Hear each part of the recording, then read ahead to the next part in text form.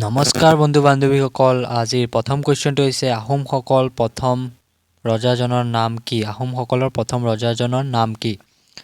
আৰু অপচন 4টাৰ ভিতৰত ইয়াৰ শুদ্ধ এনসাৰটো হৈছে অপচন এ চাওলুং চুকাফা এটোতো সকলোৱে জানে আহোমৰ প্ৰথম ৰজাজন চাওলুং চুকাফা G20 কেতিয়া গঠন কৰা হৈছিল 2 নম্বৰ কুৱেশ্যন G20 কেতিয়া গঠন কৰা হৈছিল যদি খুদে তেনেহলে ইয়াৰ শুদ্ধ এনসাৰটো হৈছে অপচন নম্বৰ এ 1999 চনত 1999 চনত G20 গঠন কৰা হৈছিল তাৰ পিছত 3 নম্বৰ কোৱেশ্চনটো হৈছে অসমীয়া ভাষা উন্নতি সাধনী সভা কিমান চনত প্ৰতিষ্ঠা হৈছিল অসমীয়া ভাষা উন্নতি সাধনী সভা কিমান চনত হৈছিল যদি খুদে তেনে শুদ্ধ এনসাৰ হৈছে অপচন নম্বৰ এ 1888 চনত 1888 চনত তাৰ পিছত 4 নম্বৰ কোৱেশ্চনটো হৈছে অসম সাহিত্য সভাৰ প্ৰথম মহিলা সভাপতি কোন আছিল অসম সাহিত্য সভাৰ প্ৰথম মহিলা সভাপতি কোন আছিল আৰু অপচন 4টাৰ ভিতৰত ইয়াৰ শুদ্ধ এনসাৰটো হৈছে অপচন নম্বৰ সি নলিনীবালা দেৱী অসম সাহিত্য সভাৰ প্ৰথম মহিলা আছিল নলিনীবালা দেৱী সভাপতি তাৰ পিছত 5 নম্বৰ কোৱেশ্চনটো হৈছে কোনটো ক্ষেত্ৰত নোবেল বঁটা দিয়া নহয় তলৰ কোনটো ক্ষেত্ৰত নোবেল বঁটা দিয়া নহয় যদি খুদে তেনেহলে ইয়াৰ শুদ্ধ এনসাৰটো হ'ব অপচন নম্বৰ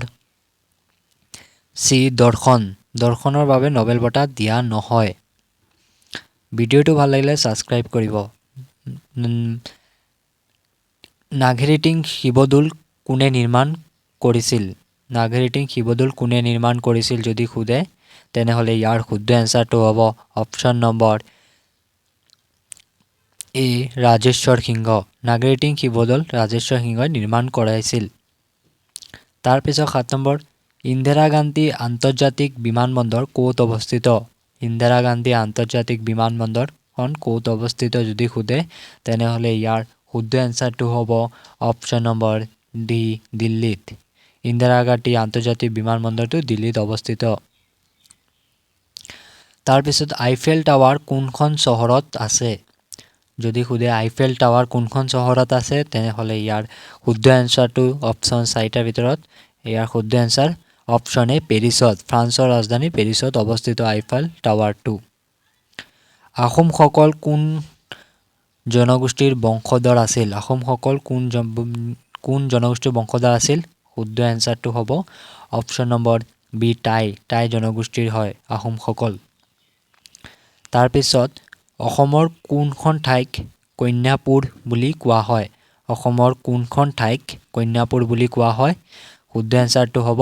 অপচন নম্বৰ এ তেজপুৰক কন্যাপুৰ বুলি কোৱা হয় উমানন্দ মন্দিৰ কোনে পুনৰ নিৰ্মাণ কৰিছিল যদি খুদে উমানন্দৰ মন্দিৰ কোনে পুনৰ নিৰ্মাণ কৰিছিল তেনেহলে ইয়াৰ শুদ্ধ এনসাৰটো হ'ব অপচন নম্বৰ এ গদাধৰ সিংহ উমানন্দৰ মন্দিৰ পুনৰ নিৰ্মাণ গদাধৰ সিংহই কৰাইছিল 12 নম্বৰ হৈছে অগ্নিগড় কোনে নিৰ্মাণ কৰিছিল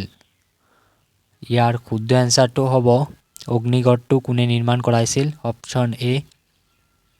বি বান ৰজা অগ্নিগড় কোনে নিৰ্মাণ কৰাইছিল বান ৰজাই কোনটো গ্ৰহক ৰঙা গ্ৰহ বুলি কোৱা হয় কোনটো গ্ৰহক ৰঙা গ্ৰহ বুলি কোৱা হয় যদি খুদে তেনেহলে ইয়াৰ শুদ্ধ এনসাৰটো হ'ব অপচন নম্বৰ সি মংগল গ্ৰহক ৰঙা গ্ৰহ বুলি কোৱা হয়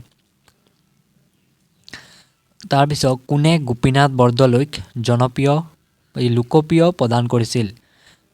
কোনে গোপীনাথ বৰদলৈক লোকপ্ৰিয় প্ৰদান কৰিছিল যদি খুদে তেনেহলে অপচন 4টাৰ ভিতৰত ইয়াৰ শুদ্ধ এনসাৰটো হ'ব অপচন নম্বৰ সি জয়ৰাম দাস তালুকদাৰ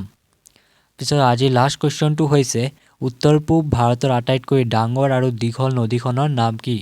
ইয়াৰ নেক্সট পাৰ্টটো আমি আৰু এটা ভিডিঅ' বনাম আপোনালোকে চাও ভালদৰে আৰু ইয়াৰ শুদ্ধ এনসাৰটো হ'ব অপচন নম্বৰ এ ব্ৰহ্মপুত্ৰ নদী উত্তৰ পূব ভাৰতৰ আটাইতকৈ দীঘল নদী